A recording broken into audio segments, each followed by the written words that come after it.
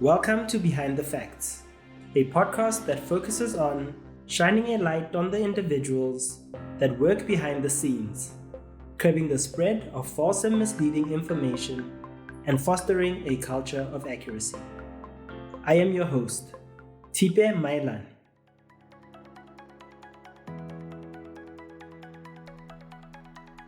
For today's discussion on online and digital security, I am joined by my colleague, Carina van Wyk, who is the Head of Training and Education at Africa Check. Carina, it is a pleasure to have you join us for today's episode of Behind the Facts. Thanks so much, Thipe. It's a pleasure to be here. I think we should just start at the beginning. I'm sure our audience is listening in and thinking, what is online and digital security? Could you broadly just unpack that for us? So it is exactly what it sounds like. It's all about keeping your electronic device, so your laptop, your mobile phones, etc., and yourself safe, and also about keeping your personal information private while you're using the internet or while you are online. Online security entails quite a broad spectrum of elements. When we talk about safety and security, you want to avoid losing your data or important information that might be on your mobile phone or your laptop. You want to protect your electronic devices from malware, such as viruses. You want to protect yourself from falling for scams that might end up costing you a lot of money.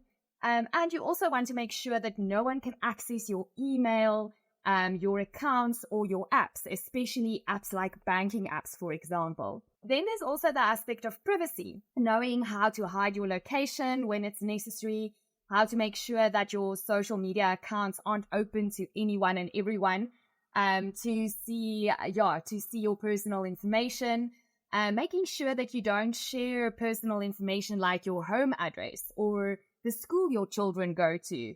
Or anything that can compromise you, your family, or sometimes even your colleagues' safety. We often don't realize just how much information about ourselves is out there for anyone to see if we're not careful. So a good tip that I can give the listeners today is to Google yourself to see what others can find out about you online. And sometimes you'll be surprised about how much information is out there. That's quite interesting that you mentioned them possibly Googling themselves and seeing what is out there, because I think a lot of people don't realize, like you've mentioned, the emails. Your emails have a lot of personal information in there, even if it's a spam mail. Something as simple as your name, as your surname can be used against you. And that points to what you've just indicated, the potential risks. So if we're looking at scenarios, let's say, for instance, somebody doesn't really get what we're talking about, and let's say their email is hacked. What is the importance of ensuring that you have the necessary security in place? So keeping your email accounts safe is vital. It's difficult to pinpoint one sort of worst case scenario, but one of the worst is probably that you can fall victim to identity theft if somebody hacks your email account. If a hacker has access to your email, they may get enough information so that they can impersonate you and basically commit identity theft. So they can, for instance, open a fraudulent credit account in your name using your personal details and leave you with the bill. So that's one of the worst things that can happen. Other things that scammers can do, if they hacked your email address, they could impersonate you and send emails to your contacts and scam your contacts, as your contacts are likely to trust emails sent from your account. They could possibly gain access to your other accounts should you, for example, receive verification codes for accessing your other accounts in your inbox. So they might not have your password for those other accounts, but they can actually get a code to access those accounts in your inbox. They could also possibly blackmail you. If someone can read your emails, they could threaten to expose sensitive or embarrassing information about you unless you pay them or do something they request. And even if your email has not been hacked, we should still be very wary of, say, for instance, phishing emails. So what happens with these is that people send you, or someone sends you an email. It might appear to be from a legitimate source, but they are scams. And what they want you to do is either to click on a link or download a malicious attachment. So they often want to infect your device with malware, for example. And in other instances, hackers or these phishing attacks actually attempt to get your personal data. So another useful tip is to never click on any suspicious links or open any emails that you didn't subscribe to or that you don't recognize. Very true. You don't want to find that there are two of you out there. One day you went to bed and it was just you, and the next day there's a second individual that is going by your identity and using your credentials. I just want to find out from you, Carina, in your experience in the field of fact-checking, misinformation and disinformation, what are some of the tools or systems fact-checkers can put in place to ensure that they remain safe online in their work? Okay, so besides making sure that they use strong passwords, and they also need to put in place two-step verification. So your first line of defense in preventing people from accessing your accounts is, as I mentioned, a strong password. But even better is to use what is referred to as a password manager. And what a password manager does is that it allows you to have one very strong master password that you can then use to unlock the passwords to all your accounts. And then you also don't have to remember all the other passwords. You must just make sure that your master password is not easy or impossible to crack. It must be something that you can remember, but that other people won't be able to figure out. Then your second line of defense would be two-factor verification. So when you're trying to log into your email, for example, supplying your password will be step one, or your first layer of authentication. Once you've entered your password or a PIN code in the case of an app or another account, you'll be asked to provide a second form of verification, and that's where the two-factor verification comes in. And this second form of verification could be a code that is sent to your phone via SMS, a code that is generated by what we refer to as an authenticator app, or a physical security key. But by combining these two steps, you add an extra layer of security, making it more difficult for someone else to gain access to your accounts, even if they manage to get your password. However, I would recommend rather using an authenticator app like a Google or a Microsoft Authenticator. They're free to use. Rather than the SMS option. The reason being is that if somebody for some reason has access to your phone, then they could be receiving those SMSs and access your account. So first prize is an authenticator app. Because fact-checking sometimes takes place in unstable environments, in addition to the tools you've mentioned, what other precautions or tools can fact-checkers use to stay safe online? Another very useful tool for basically any internet user, especially when you're using a public Wi-Fi, is VPNs. What a VPN does, so it stands for Virtual Private Network. Without a VPN, just to explain how it works, without a VPN, every time you connect to the internet, your data passes through your internet service provider. And it's basically in a readable format. So people who are trying to get information, hackers, those kind of people could see your data. They could see everything you do on the internet, what you search for, the files you download, what sites you visit, and so on. And then also without a VPN, your device's IP address or internet protocol address is visible, which means that your location is also visible. So if somebody manages to access that information, they can see where you are. So why it's important to use a VPN, especially when you're working, say for instance, on a sensitive investigation, when you are using Wi-Fi or open access internet, what the VPN does, it almost creates a tunnel around the data that you search for. So it creates a secure connection between your device, so your laptop or your cell phone, and the internet. And what it also does is it encrypts the data. And what that means is that all the data that you send and receive while connected to the VPN is scrambled. It appears unreadable to anyone who might want to intercept it. So this makes it much harder for hackers to see what you are searching for. And then what the VPN also does is it basically hides your IP address.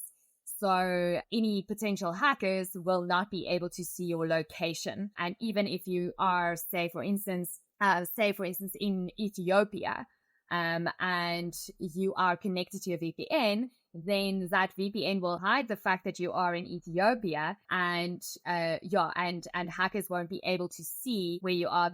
And then what it also helps fact checkers with is, say for instance, there's a partial internet shutdown in a country, so you can't gain access to the internet in that country, or you can't get access to certain, say for instance, social media platforms, which often happens, especially in countries with limited press freedom. Then you can access content that's restricted in your country, because the VPN doesn't show that you're accessing the internet from there. Yeah, so, and I would say aim to always use the VPN, but especially when you use Wi-Fi, if you need extra security, for example, with investigations, and when there's partial internet shutdowns in your country.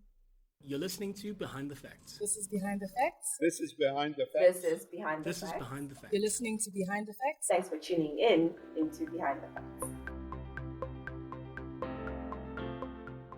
We spoke to fact checkers Lanre Olagunju from Nigeria, Abel Wabella from Ethiopia, and Frederico Links from Namibia on the skills they acquired during the online and digital security training facilitated by Carina. Here's what they had to say. The recent training where we had to, where we got access to many of the tools that helps, in increasing or enhancing our security online was very instrumental. I really like the fact that Carina emphasized on the need for VPN, most especially when one is using public Wi-Fi or hotspot connections that you don't really trust. Secondly, the tool that helps you check when your email address is in a data breach. The website is www.avaibeinpond. That pond is PWNED. I usually check from time to time to just see if my email address is in a data breach or something. Fact checkers and investigative journalists frequently handle data that could expose corruption or highlight other significant issues. This makes our work critical but also risky. It can lead to targeted cyber attacks. So these attacks aim to access or disrupt the information we are working to verify and share. So ensuring digital security helps us to protect not only our data but also the sources who work with us and also the integrity of the information we publish. To protect our service, we use strong passwords, encryption, and two-factor authentication. We also need to stay updated on the best practice of the industry, and also we have to educate not only us but also our team should be educated every time. So this training is vital for us because these methods used by cyber attackers evolve rapidly, and we need to stay one step ahead to keep our information safe. I am Lanre Olagunju, a Nigerian fact checker. I am Abel Wabella from Africa in Ethiopia. I am Frederico Links from Namibia Fact Check in Namibia. And you are tuned into Behind the Facts. When it comes to, some of the skills and knowledge and resources that were spoken about during the training, using things like VPNs when you're trying to communicate securely, using platforms such as Signal, for instance, when you're trying to communicate with a source who is sensitive, or somebody who wants to send you sensitive information but does not trust the usual channels of communication, and you're using a platform such as Signal, for instance. And when I'm trying to browse securely without being detected, for instance, using a browser such as the Tor browser, that sort of thing. That was Lanre Olagunju, Abel Wabella, and Frederico Links, fact-checkers from across the continent. Coming back to our discussion and placing focus on your top tips on staying safe online. Carina, imagine I am someone sitting in the audience now and I'm listening to you and hearing all of this about VPNs and password managers, and I just want to know, what is my first step to ensure that I am secure online? Okay, so number one brings us back to passwords. Make sure that you use strong passwords. Don't use passwords that are easy to figure out. Like password 123, which is quite obvious, or even many people use names of family members or birthdays of family members, for example, or something that gives away their address. So they use personal information that is easy to figure out in their passwords. So never ever do that. Make sure your password is at least 20 characters long. And a good example would be using a random phrase of about 5 to 6 words. It can be, a lyric from a song, or from a line from a poem or a book, or something that other people won't be able to figure out, but that you will be able to remember.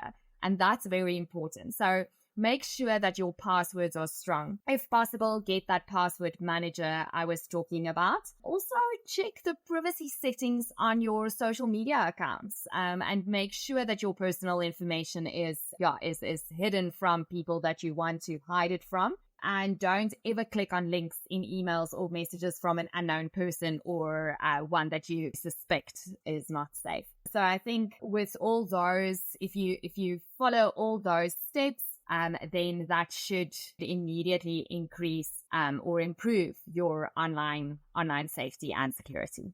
Thank you, Carina, for joining us for today's episode. I think the knowledge that you've shared has really reinforced the importance of staying safe online and the importance of online and digital security. Thank you, Thipe. Remember to like, share, and subscribe. I have been your host, Thipe Maelane, and this is Behind the Facts.